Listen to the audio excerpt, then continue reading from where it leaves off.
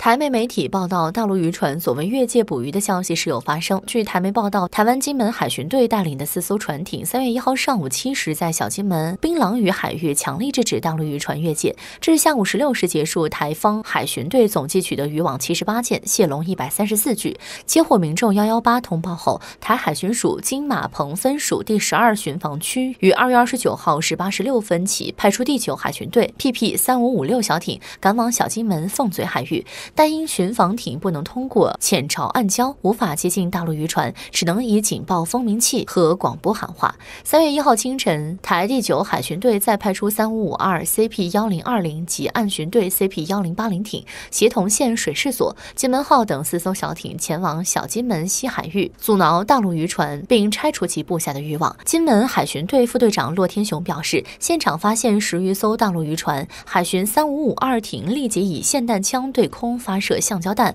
迫使船团向外航离。台当局船队拆除渔网作业直到下午结束，共清除渔网78件，蟹笼134个。此前，台当局多次以越界为由，不友好对待大陆渔船，而大陆船只船员被扣的事件也屡有发生。针对台当局此前频繁扣押大陆渔船甚至打伤渔民的行为，国台办曾呼吁台当局将心比心。国台办表示，多年以来，大陆方面为两岸渔民正常作业提供保障，维护良好的作业秩序，保障两岸渔民的生命财产安全，做了大量的工作。大陆方面对台湾的渔民一向以同胞情谊相待，我们在沿海多个地方设立了台湾渔民接待设施，为台湾渔船和渔民提供避风、补给、抢险救助等相关的帮助。两岸同胞是骨肉兄弟，将心比心。台湾方面应当停止以粗暴和危险的方式来对待大陆渔民，保证相关渔民的生命财产安全。